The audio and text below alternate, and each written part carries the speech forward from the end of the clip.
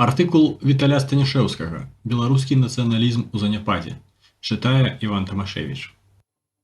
Справа сур'ёзная, братці і сёстры. Яны называюцца беларускі нацыяналізм у заняпадзе. Гэтую трагедыю пазняк перажывае дзесяцігоддзямі, а працэс-то сістэмны і заканамерны. Некалі, у перадбудаванчыя часы, народ пашоў за нацыянальна-вызвольнай сілай БНФ. Але пайшоў ён з-за банальнай прычыны, бо камуністычная номенклатура была ворагам. Наяўнасць ворага моцны стымул, але не стваральны. Потым ворагам стаў Кебіч, і людзі пайшлі за Лукашэнкам. Цяпер ворагам стаў Лукашэнка. І пазняк, апынуўшыся на хвалі народнай падтрымкі ў свой час і несучы ідэю нацыянальнага вызвалення, далейшай няўдачы быў схільны тлумачыць падкопамі далёкіх ворагаў. Так гэта ці не? Усё адносна. Як нехта казаў пра расійскія спецслужбы, для іх нейкі чалавек сіла або агент, або вораг. Так працуе палітыка. Рэч у тым, што беларускі народ не навучыўся ад сваіх ворагаў. Не навучыўся таму, каб не толькі вызначаць сваіх ворагаў, чужых агентаў, але і ўзгадваць сваіх агентаў, сваю сістэму ўплыву. Уздым у 80-90-е гэта была фартуна, удача, збег фактараў. У спевакоў бываюць удалыя хіты, у футбалістаў удалыя гульні. Але часам яны бываюць адзінкавыя, спарадычныя. Далей паскорылася працэсы асіміляцыі беларускага народу.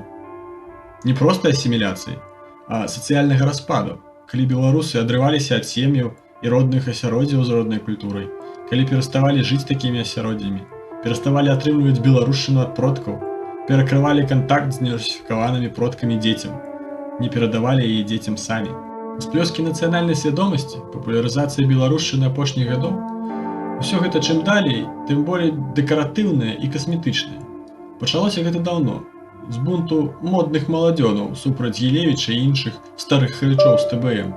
Акцэнт быў зроблены на рэкламе беларушчыны праз новае, яркае і моднае. Дзе мода, там і свядомасць аднадзёнкі, там няма прывязкі да каранёў і глебы. Сёння ты надзеў футболку з арнаментам, і ўжо беларус. Выкалупаў з арнаменту кавалак, ну няхай, таксама беларус. Навучыўся дзесятку непадобных да рускай мовы словаў, ужо беларус. У адрозненні ад доўгатэрміновых праграм занурэння ў культуру ў іншых народаў, напрыклад, аліяў і яўрэяў, беларусы пачалі пускаць да сябе любога, хто паказаў хоць які знешні атрыбут. Па сутнасці, новага беларуса ўжо немагчыма адрозніць ад цікаўнага турыста не беларуса. Ёсць цікаўныя пазёры-пераймальнікі іншых культур. Wannabe Gangster удаюць неграў з Гарлема. Віабу пакланяюцца японшчыне з сушай, гейшамі і самураямі. Развесістая клюква, Калашніков, Ушанка, спасибо і гэтак далей. Вяртанне беларусаў у беларушчыну ператварылася ў такі ж кіч. Калі той, хто нахапаўся прышпільных наваротаў, робіцца роўным таму, хто выхоўваўся ў атачэнні землякоў з іх спрадвечным беларускім сродкам зносін і вывучаўся на беларускіх кнігах, у тым ліку спознаючы з іх фізіку з матэматыкай па-беларуску. Разбурана беларуская цэласнасць, цэласнасць асобных людзей і цэласнасць грамады.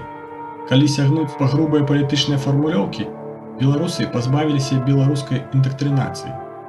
Тое, што зараз нібыта нацыянальна свядомыя бягуць да прынуду чужой сілы, гэта заканамерна, бо была створана ўстаноўка прымаць у свае шэрагі абы каго і верыць абы каму. Той, хто не стаў цэласным і индактрынаваным, прымае ў свае шэрагі нават і становіцца пад сцягі таго, хто яшчэ менш цэласны і индактрынаваны. Некалі, каб даведацца, свой чалавек ці чужы, яго распытвалі, каго ён ведае, як бы ён зрабіў у той ці іншай сітуацыі. Зараз беларуская дыфузія гатовая прызнаць сваім любога, хто на пытанне «хто?» адказваў свае і пайсці за ім. Некалі НН пісала пра спробы ЦРУ развіць беларускі нацыяналізм, якія праваліліся. Не дзіўна. Беларускі нацыяналізм нельга зляпіць звонку. Ён мусіць быць цэласным і индактрынаваным знутры сябе.